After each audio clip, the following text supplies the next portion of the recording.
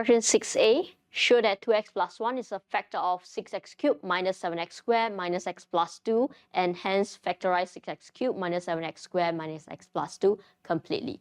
Now let's take a look at the part 1 first. We're going to prove that this is a factor of this expression. We're going to substitute x value as negative 1 over 2 into this expression.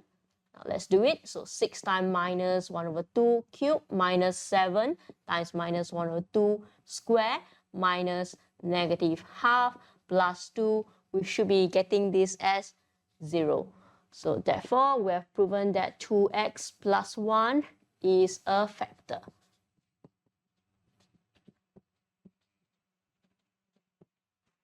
Next part, we need to factorize this completely. Let me write this down.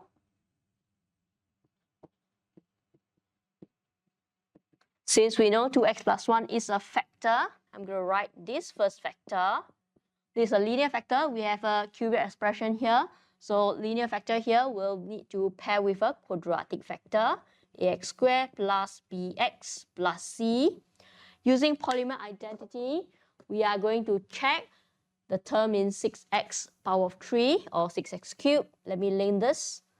This one will give me 6x cubed. So this is 2. This one needs to be a 3.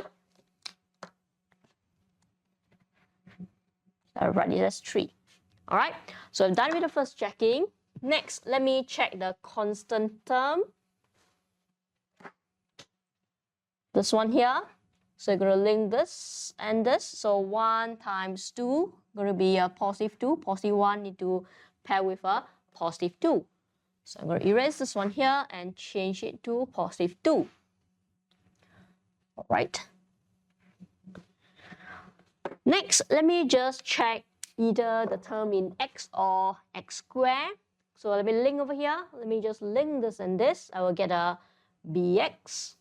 And if I link this and this, I will get a 4x. Checking with the term in x over here, I will do a calculation. Let me pull out the coefficient of this one. So I will have b plus 4 will be equals to the coefficient of negative 1. So therefore, b will be equals to negative 5. Let's put this one down here, alright? So here we'll have 2x plus 1 times 3x squared minus 5x plus 2. Next, let me factorize this quadratic expression. So we will be getting 3x minus 2 and the other one here, x minus 1. That's all for 6 part A. 6b, solve the equation 6 times 4 power y plus 2 times 2 power negative y equals to 7 times 2 power y plus 1. Now let's take a look at this equation here. I'm going to change it so that I can do a substitution. So I'm going to change this 4 power y and 2 power negative y into 2 power y so I can make a substitution. This one here, we're going to change to 6 times 2 power y power of 2. So this one will be the same as 2 times 2 power y, which will lead you back to 4 power y, right? This is multiplication of the power. We're just switching the position. And the next one here, we're going to change it to 2 divided by 2 power y. And I'm going to move it to the left, so to save my step later. I move these two terms to the left, so I'll be equating this to 0 on the right. Now, I have changed them to 2 power y, so next step here, I can make a substitution. I will let x equals to 2 power y. So the next step here, we'll be getting 6x squared plus 2 over x minus 7x minus 1 equals to 0. Multiplying x left and right, multiply 1 by 1. So here I will have 6x cubed. Multiplied by x, I will have plus 2. Multiplied by x, I will have negative 7x squared. Negative 1 times x, I will get a negative x equals to 0. Now, do take note that this one here will be the same as part A. It's just that it's not arranged the same thing. So it will be exactly the same. So which means this one here, I'm going to use the factorization from part A and rewrite it as 2x plus 1 times 3x minus 2, x minus 1 equals to 0. And the next step, I can write down the answer. So x will be equals to negative 1 over 2, or x will be equals to 2 over 3, or x will be equals to 1. Now do take note that I did a substitution here. I need to replace x as 2 power y again.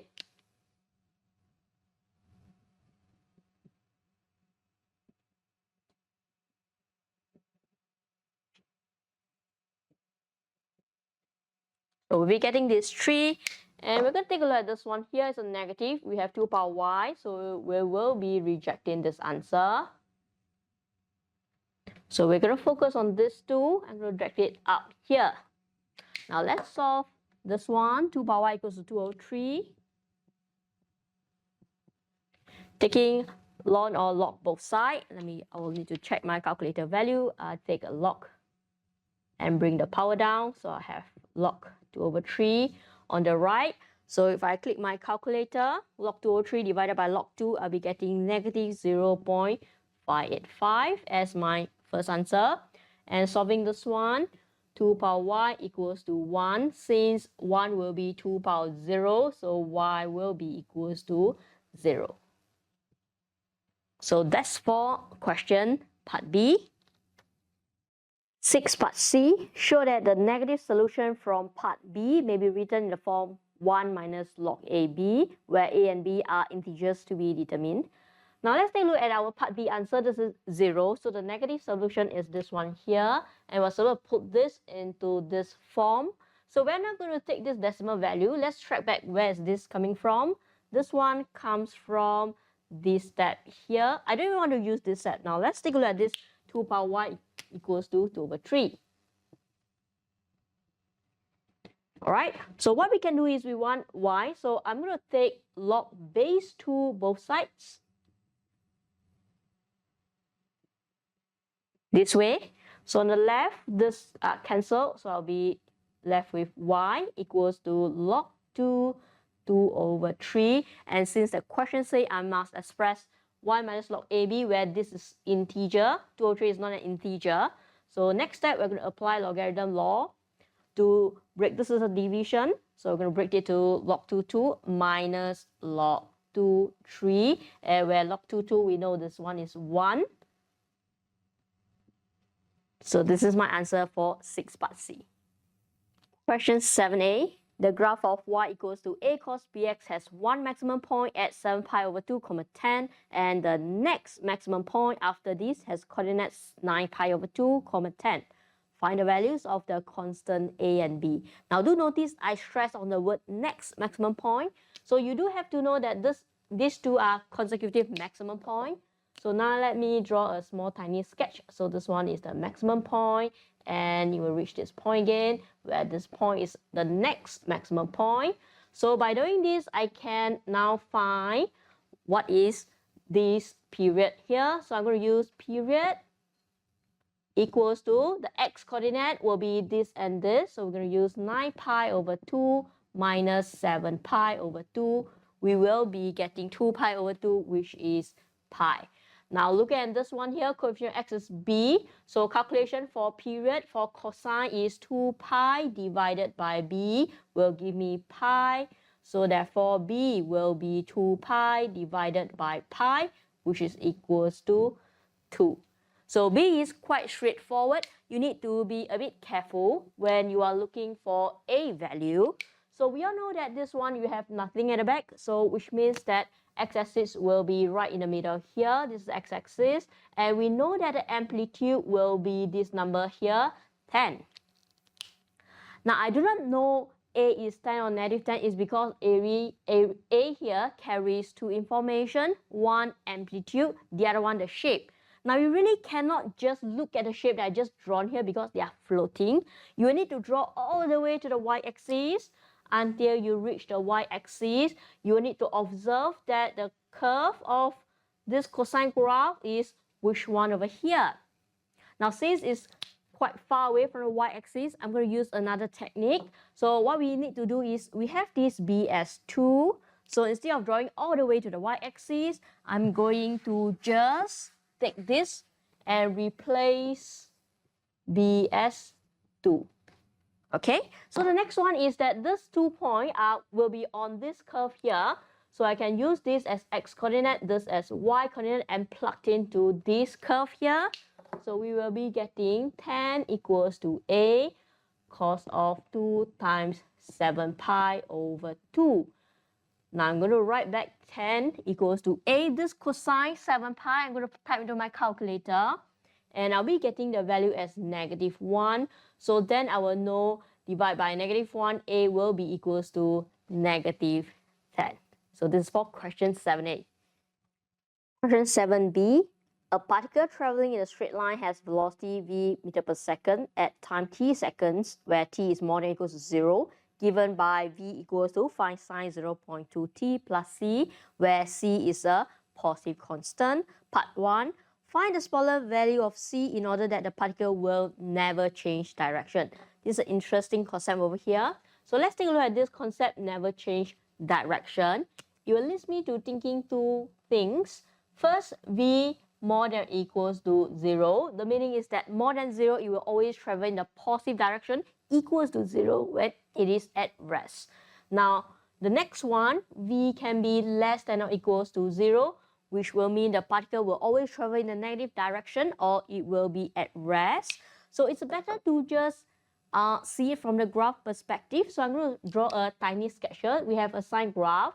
So I either have this sine graph above the x-axis and touching at this point here, or I can have this one here that will be below the x-axis and will be this. I'm going to draw just one time, okay? So this one here.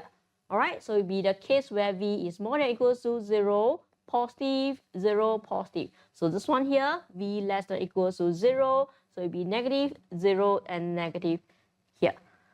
Now the next thing is that let's take a look at this one here. So the middle graph will be this one, it will be the c value, and this one is the c value here. Now the next thing that you need to observe is that you are given that c is a positive constant. So this will be negative. So this one here will be negative. So we are not doing this case. We are only doing this one where this is positive. Now let's take a look at this function here. We have amplitude as 5. All right. So this 2 here will be 5, and from here to here will be 5. So therefore c value will be 5 because we are asked to give the smallest value of c. Anything that you move lower will go to a negative part here, so we can't draw any lower for this graph here. So that's for 7b1. 7b part 2. In the case where c is equals to 8, find the total distance traveled by the particle in the third second of its motion. Now let's take a look at the word third second here. I'm going to start by thinking what first second is. First second is where the particles travel from 0 to 1 second. So second will be from 1 to 2. So third second will be from 2 to 3. Now from the previous part, we know that the particle never change direction. So we're going to straight away do s equals to integration from this time t equals 2 to t equals 3. And by plugging c value as 8 here, we're going to do an integration of 5 sine 0.2t plus 8 with respect to time. This is constant 5. I'm going to just leave it alone. Integration of sine will give you negative cosine. I'm going to write negative in front. Negative cosine of 0.2t divided by coefficient of t, which is 0.2. Integrating 8, answer will be 8t. Next, let us simplify this negative 5 divided by 0.2. So I'll be getting negative 25 cosine of 0.2t plus 8t. Next one, we're going to replace t as 3 into here and here. And I'm going to do a bit of calculation. So 3 times 0.2 here. And I'm going to do 8 times 3. So what you do is this T position, we're going to substitute 3 in. All right, then next we're going to substitute 2 into this 2 position as well. And I'm going to do some calculation as well.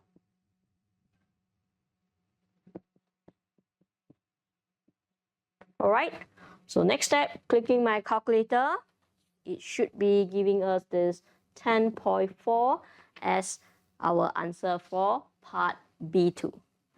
Question 8. The diagram shows a symmetrical wooden framework ABCDEA consisting of 7 pieces of wood.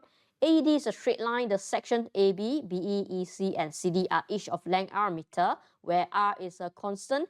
Angle BAE equals to theta for theta between 0 degree to 90 degree. Part A, express the area enclosed by the framework in terms of R and sine 2 theta. Now let's take a look at the picture here. We can see 3 congruent triangles. So what I'm going to do is area of the framework is going to be 3 times of area of each of the triangle. So I'm going to write down area as 3 times half. Let's refer to the picture right now. I have each of the triangle. I have the side of R and R here. So what I need is this angle here. Since I know that this one will also be theta because it's isosceles triangle, I have the same side, I have the same base angle. So the remaining angle, since we are measuring the angle in terms of degree, so I'm going to write this remaining angle as 180 minus 2 theta. All right, so from here, I'll be doing half times R, so I'm going to write it as R squared, sine of the included angle, which is 180 minus 2 theta. Now, also take note that the question wants you to express in terms of R and sine 2 theta, not sine 180 minus 2 theta. Let's just work this one out now. Since I'm given theta is between 0 and 90 degree, so I know that for 2 theta will be between 0 to 180 degree, meaning 2 theta is either a acute angle, obtuse angle, or it might be a right angle.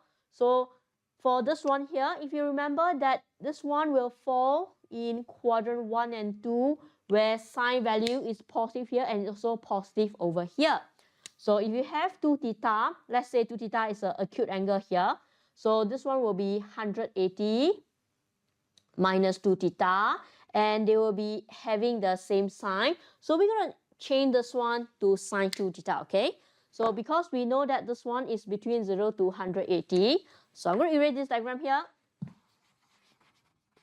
So we know that sine 180 degree minus 2 theta will be equals to sine 2 theta.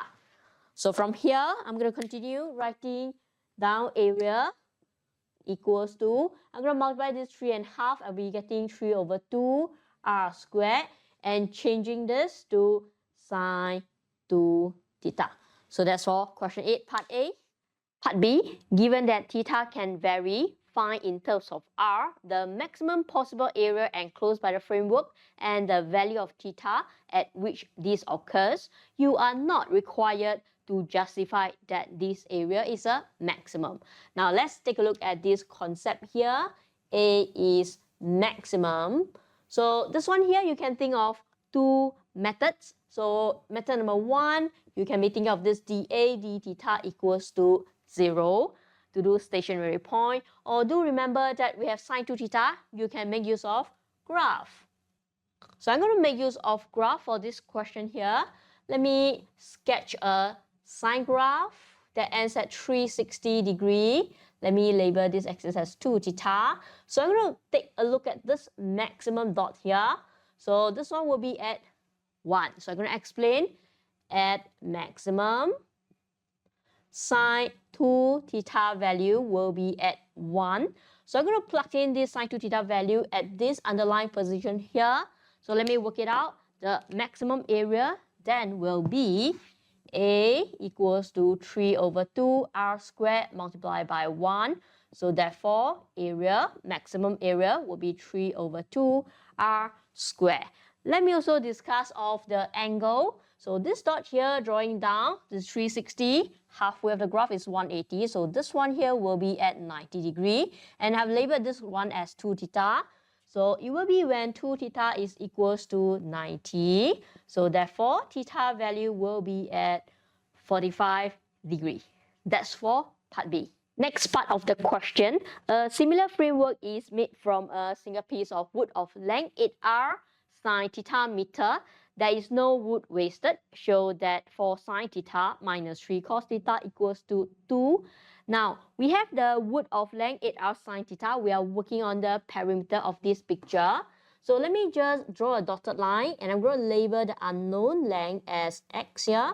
So from A to E, there will be 2x. So E to D will be 2x and B to C will be 2x as well. Let me add a 90 degree in here because we have isosceles triangle. So dropping a vertical line in the middle will give me a 90 degree. So I'm going to make use of this triangle that consists of theta to help me work on the unknown length x.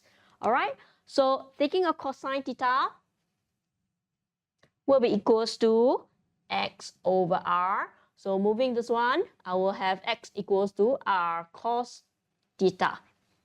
Working on the perimeter of this picture, you can clearly see that I've written down 2x, 2x, 2x. So total, I will have 6x. And for the r value, I'll have 4 of them. So I'm going to put here plus 4r.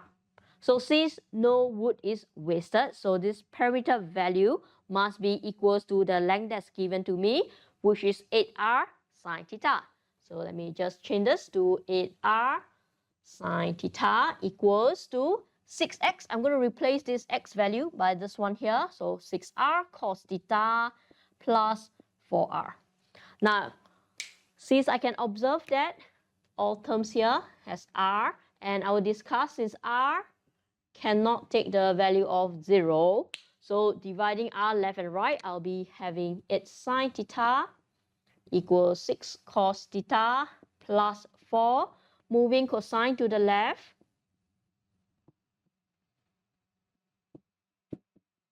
Next, and dividing each term by 2, I'll be getting 4 sine theta minus 3 cos theta equals to 2.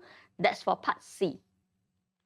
Part D, by expressing 4 sine theta minus 3 cos theta in the form r sine theta minus alpha, where r is more than 0 and alpha is between 0 and 90 degrees, find the value of theta. Now, I've written down here, we need to express this in terms of this.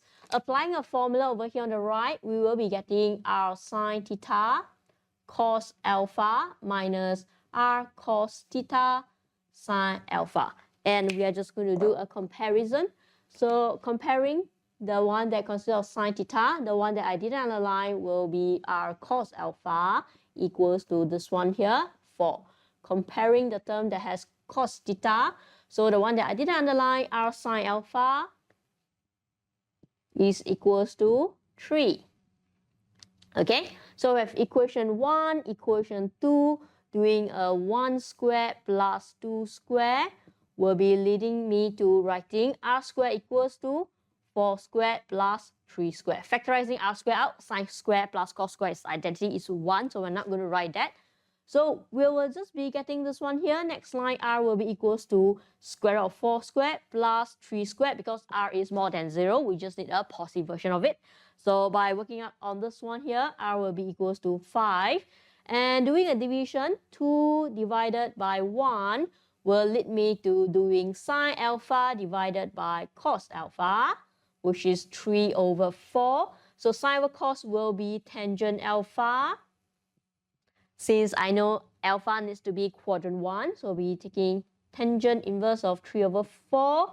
Let me write down my answer here. This will be 36.87 degree. Alright, now let me replace this one into this and also r. So therefore, 4 sine theta minus 3 cos theta equals to r replaced by 5 sine theta minus alpha will be this one here, 36.87 degree. Next part, we need to find the value of theta. From part C, we have this one here is equals to 2. Now they have expressed this as this. So we're going to solve this one, change to 2.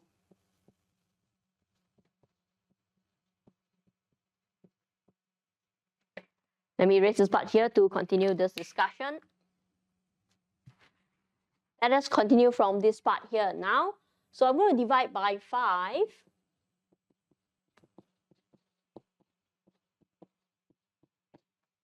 So we have a simple trigo equation. I'm going to do the reference angle by working out on sine inverse of these 2/5 here. Let me write down the reference angle. I'll be getting this value here, 23.578 degree. And looking at this sine equal to a positive value, let me just label the quadrant. So sine positive is this 2 quadrant. Let me also work on the angle theta falls between 0 to 90 degree. The angle that we want is theta minus 36.87. So theta minus 36.87 degree will fall between the angle of negative 36.87 degree to 53.13 degree. So having this and that, we then know that this theta minus 36.87 will be equals to this quadrant 1, which is 23.578 degree as our answer. So because this angle must fall between this value here that I've written down here.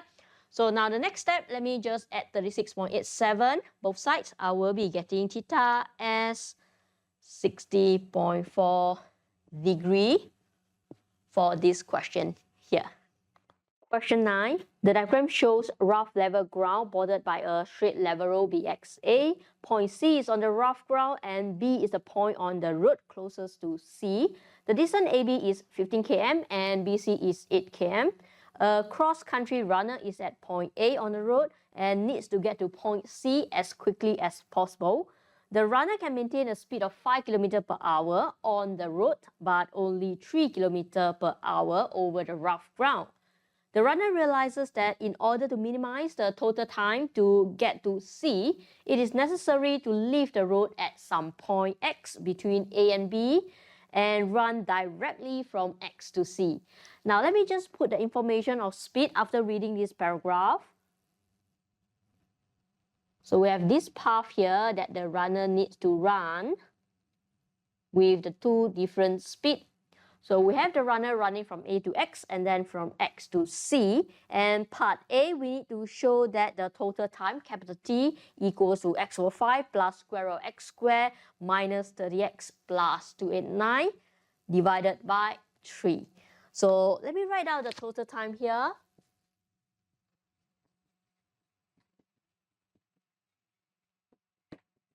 So this total time is going to be the time taken from A to X. So I'm going to put T from A to X plus the time needs to use to travel from X to C. All right, and we know that to do time, we need to use distance divided by speed. So I'm going to need the distance from A to X divided by speed. So same thing for this one here. X to C and divided by the speed. All right, so for A to X, we have X kilometer divided by the speed. So I've written that down, which is 5. All right, so for this XC here, let me work it out separately. So XC, looking at the right angle triangle, CBX, we have 8 and we have 15. And I'm going to write the leftover. After I subtract x kilometer, this length here will be 15 minus x. Let's work out the distance from X to C. So I'm going to do the distance. XC equals to square root of 8 squared plus 15 minus x squared. Let's square it. And I'm going to square this as well. We're going to expand this, so we'll be getting a minus 30x plus x squared. Simplifying this, I'll be getting x squared minus 30x plus 289. So transferring this distance over here,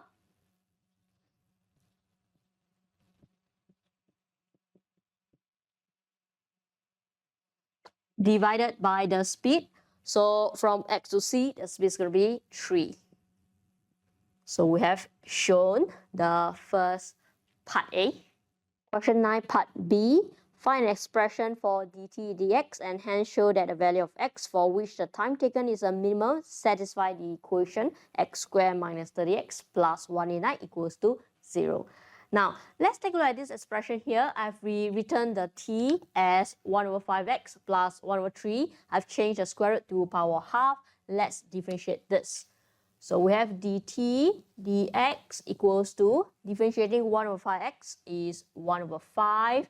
1 over 3 is a constant. Let me just put this aside. Let's focus on differentiating this one raised to power half. So I'm going to move power half to the front. And now reducing the power by 1, we'll be getting power negative 1 over 2. Differentiating inside bracket, I'll be having differentiation of x squared is 2x. Differentiate this will give me minus 30. Okay, I'm going to simplify this one, pulling 1 over 5 down. And I'm going to take this, divide by 2. So it's gone. And I'm going to divide this one, will be x minus 15. I'm going to rewrite it down here. I'm going to write this 3 and also this one power negative half, pull it down here, write as square root of x squared minus 30x plus 289. And I'm going to write this up here, x minus 15. So this is dt dx. Right, let me erase the board and we will work on the next part of this question.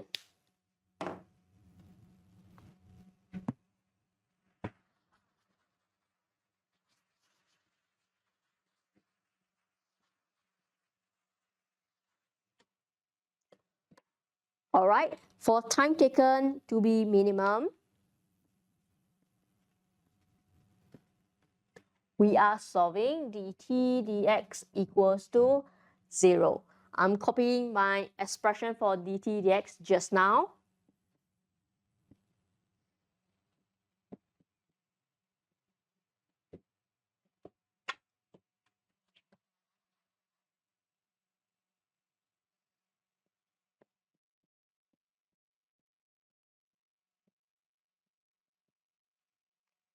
Right, solving this, I'm going to move 1 over 5 to the right.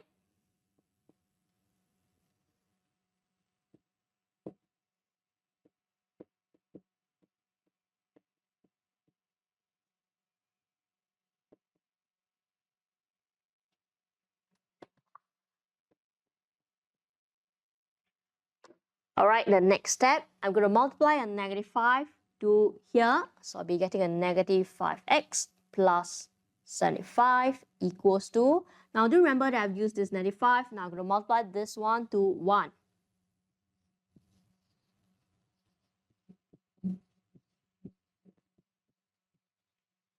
Okay, next we're going to square both sides. So I'm going to take this. Square equals to, I'm going to square this one and write it down. And I'm going to square this and write it down.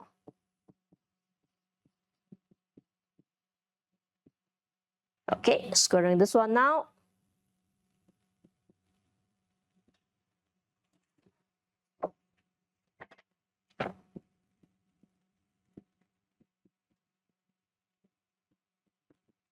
Expanding 9 inside.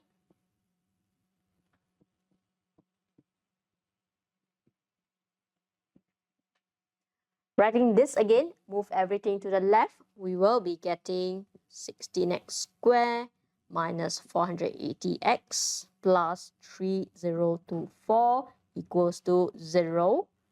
And simplifying this, divide by 16. So we'll be having x squared minus 30x plus 189 equals to 0. And this part here is shown. Question 9, part C.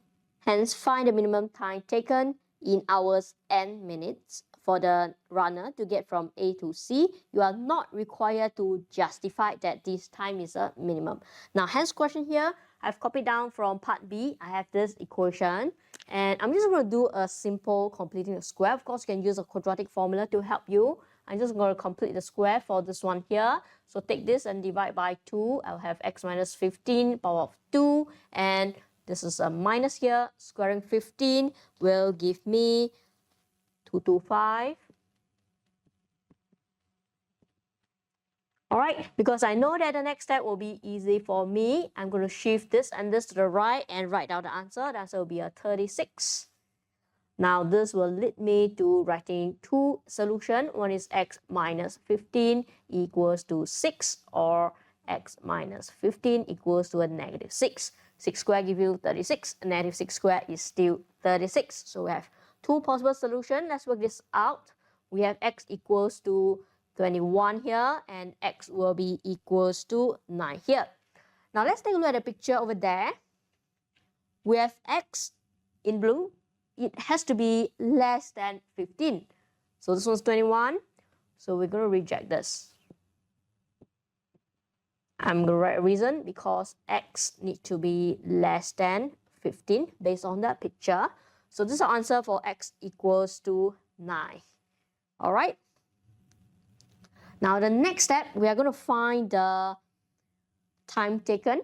All right, so putting this back to the t from the beginning.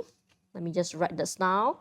We have this formula here that we have shown in part 1.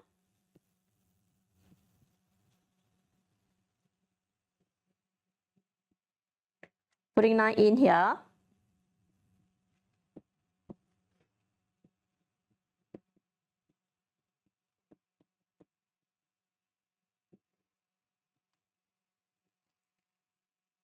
Okay, so my answer here will be 5 and 8 over 60. So therefore, my answer will be 5 hours, 8 minutes. That's all for question 9.